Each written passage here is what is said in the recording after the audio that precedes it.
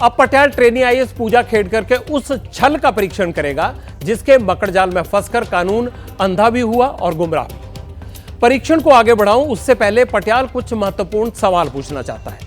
IAS बनने के लिए क्या कोई अपने माता पिता का तलाक करा सकता है? क्रीमी लेयर का लाभ लेने के लिए क्या कोई अफसर कानून की आंखों में फर्जीवाड़े की धूल झोंक सकता है? बेटी को आईएएस बनाने के लिए क्या कोई पति पत्नी के पवित्र रिश्ते का गला घोट सकता है? कुछ इसी तरह के संगीन आरोपों में पुणे की वो खेड़कर फैमिली गिरी है जिनकी करतूतों का पर्दाफाश पटियाला पिछले 24 दिन से लगातार कर रहा है। पुणे की ट्रेनी आईएएस पूजा खेड़कर और उसके परिवार पर आज नए और चौंकाने वाले खुलासे हुए हैं। ट्रेनी आईएएस और उसके परिवार पर क्या आरोप लगे हैं, पहले उनकी जानकारी दे देता हूं। आरोप नंबर 1, बेटी को फायदा पहुंचाने के लिए दिलीप और मनोरमा खेड़कर ने तलाक का फर्जीवाड़ा किया। आरोप नंबर 2, पूजा खेड़कर ने यूपीएससी परीक्षा में ओबीसी नॉन क्रीमी लेयर का लाभ धोखाधड़ी से उठाया। आरोप नंबर 3, मॉक इंटरव्यू में पूजा खेड़कर ने परिवार की आय शून्य बताई जबकि पूजा के पास 40 करोड़ से ज्यादा की संपत्ति है।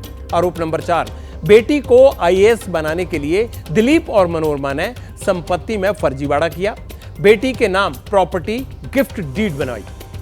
महाराष्ट्र सरकार एक्शन मोड में है। पूजा पर शिकंजा कसने की पूरी तैयारी कर ली गई है। इसके लिए मेरे अगल बगल चल रही इन तस्वीरों पर आप गौर कीजिए।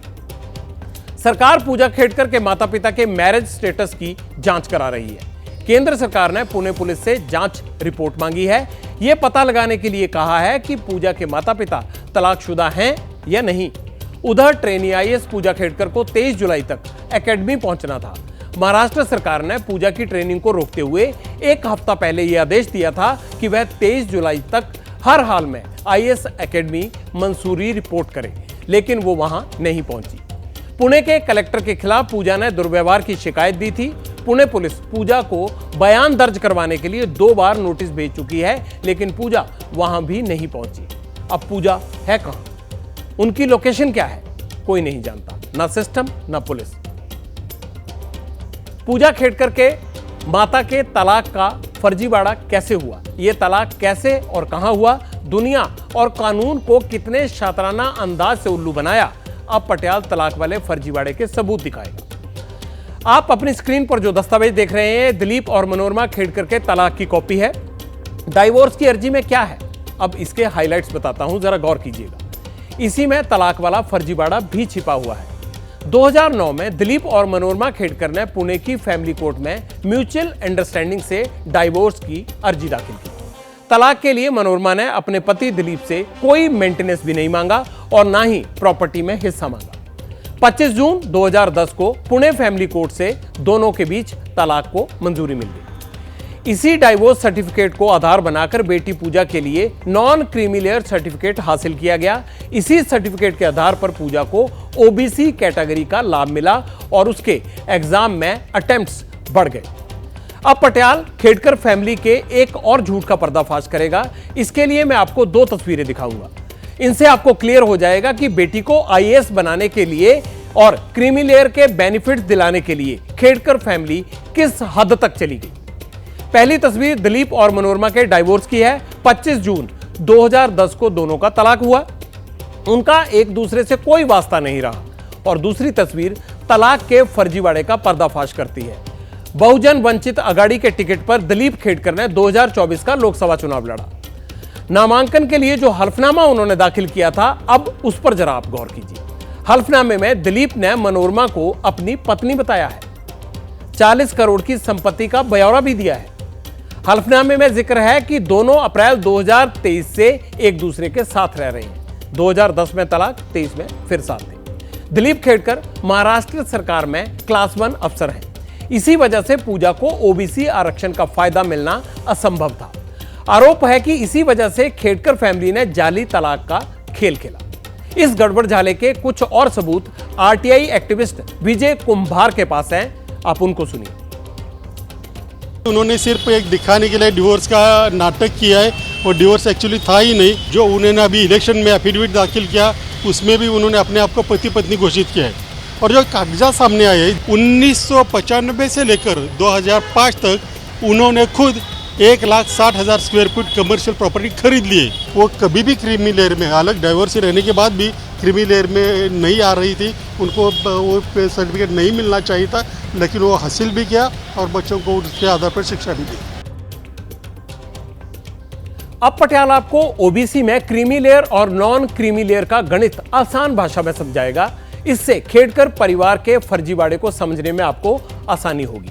ओबीसी यानी अदर बैकवर्ड क्लासेस को दो भागों में बांटा गया है, पहला क्रीमी लेयर और दूसरा नॉन क्रीमी लेयर। जो ओबीसी कैंडिडेट क्रीमी लेयर में आते हैं उन्हें यूपीएससी में आरक्षण का लाभ नहीं मिलता है।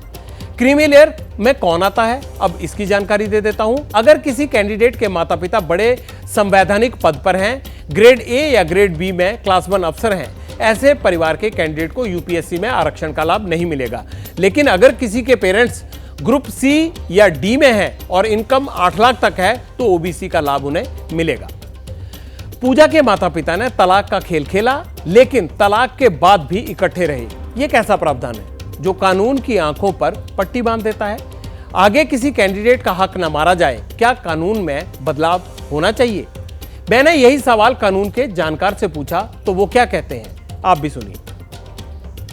यूपीएससी को अपने तौर पे जो अपना उन्होंने वेरिफिकेशन की चीज़ें बना रखी है कि मैंने जाके कोई सर्टिफिकेट दिया कि मेरी कास्ट ये है, अगर आप उसको सही से वेरीफाई नहीं करेंगे तो लोग ऐसे ही गलत काम करेंगे। क्योंकि देखिए, लोगों को जॉब का जो अब यूपीएससी का एक ऐसा क्रेज़ है कि लोग ये करेंगे, बट यूपीएससी की जिम्मेदारी बनती है कि वो चीज़ों को सही से वेरीफाई करे। जो इस केस में अभी तक जितने तथ्य सामने आए हैं उसमें साफ लगता है कि यूपीएससी ने अपनी जिम्मेदारी बिल्कुल भी नहीं निभाई है।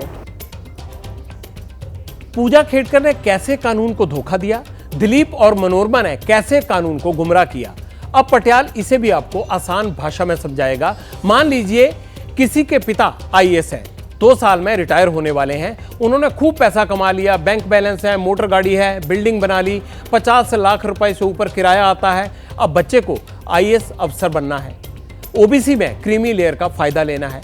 वो कहेगा पापा सामान्य वर्ग में आईएएस नहीं बन पाऊंगा, रिजाइन कर दो। जैसे ही रिजाइन किया, अब कैंडिडेट पर यह सीमा लागू नहीं होती कि उसके पिता क्लास 1 अफसर हैं। अब माता पिता क्या करते हैं, अपनी सारी संपत्ति को बच्चे के नाम पर ट्रांसफर कर देते हैं, गिफ्ट डीड बनवा देते हैं। इससे माता पिता की इनकम 6 लाख से नीचे दिखाई जाती है, जैसे कि पूजा खेड़कर के केस में हुआ। अब क्रीमी लेयर वाले फर्जीवाड़े को कैसे रोका जा सकता है, एक्सपर्ट क्या कहते हैं, आपको वो भी सुनना चाहिए। जो कैंडिडेट्स अपनी इनकम कम दिखाते हैं उनको 2 तरह के फायदे मिल सकते हैं। एक तो इकोनॉमिकली वीकर सेक्शंस में उनके लिए एक specific percentage of post reserve किया जाता है। उसके अलावा ओबीसी में भी क्रीमी लेयर का कॉन्सेप्ट है, जिसमें अगर खुद की या माता पिता की आमदनी 8 लाख रुपए सालाना से कम है तो उनको भी उस रिजर्वेशन का फ़ायदा मिलता है।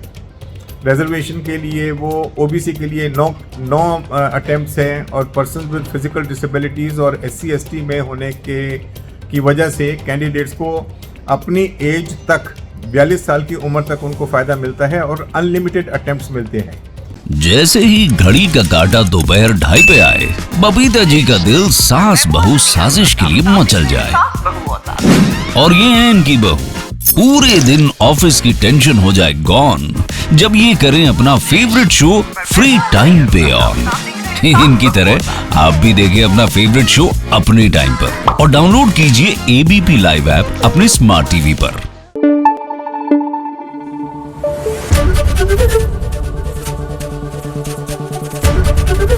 ABP न्यूज आपको रखे आगे।